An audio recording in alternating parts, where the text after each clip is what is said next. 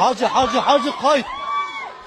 دمکه دو کرابشا ولاتین باکور کردستان د آستکی هری خراب دایه و شر و پبچون دجوار د ناوبرا پارتیا کارگرین کردستان و ارتشا ترکیه درجی هیا 5 پارتین هرما کردستان چون انقره و تبلی کنگره پارتیا داد و گشبدان آکبه بون هرچند حزب تفگر گوران گازی کربون لی تبلی وی جوینه نبو تبلیبونا پارتا دموکرات کردستان یکتیا نشتیمانیا کردستان بزوتنوه کومل و یگرتوی اسلامیا کردستان دبی کنگره دا ناراضیبونا خلک باشور کردستان لپی خو آنی جبر کو یکم روزا دست پیکا وی کنگره برانبر بود دگل دور پیش کرنا نهروجا یا بازار جزیره لپارزگاه شرنخ کجا عالی سپاه ترکیه و هاتبو سپاندن هندک جوالاتین هرما کردستان آکپی تومتبار دبینن دگور کرنا شر و کشتن کردن باکور کردستانه و دبیجن اف تبلیبونه به واتای شرعیت دان به سیاست آکپینه Taşıyan gençlerle beraber olmak.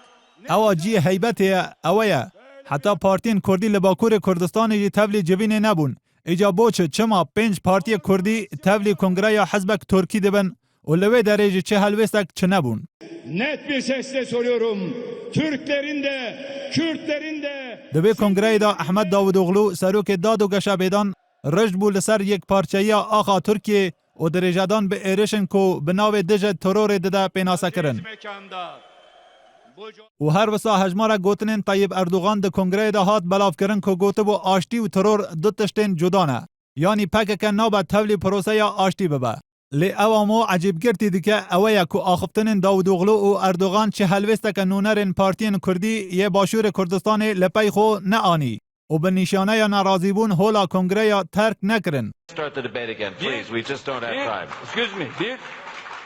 او اردوغانه لیبلی بخملک جداتر لسال 2009 و پاش شر سه هفتیان یا باجار غزه که اردوغان با آوای که تند ایرش کرده سر شیمون پرز سروک اسرائیل او گوته بو اون تنه دکشتن دا پسپورن و جی آخفتنا کوربند آبوریا جیهانی بجی هیلا اردوغان پاش وی کار خو دل گلگ لبسلمان دنیای خوش کرد بسیار اویا چما هلوسته که باش جعالی نونرین پارتی یکتی یگرتو کومل و بزدنوی اسلامی من ندید او حزبن که ایرو تبلی کنگره بون ایرشن وی داویه یا ارتشا ترکیه قد شرمزار نکره بون و پاش کنگره او هلوستن وان بون شاندا پارتی لانقره دگل پارتیا دموکراتیکا گلام هدف جویا و را گهاند پارتی همو جارا پشتوانیا خباتا کردا کریه ملا بختیار بربس دسته کارگیری یکتی گوت تبلیبونا ما به آرمانجا پشتوانی لپروسه آشتی و خباتا کردایه شاندا یگرتو سردان بارگاه شبتی یا هدف کر لباجار انقره و گوت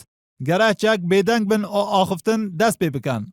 علی باپیر امیر کمال اسلامی جی گوت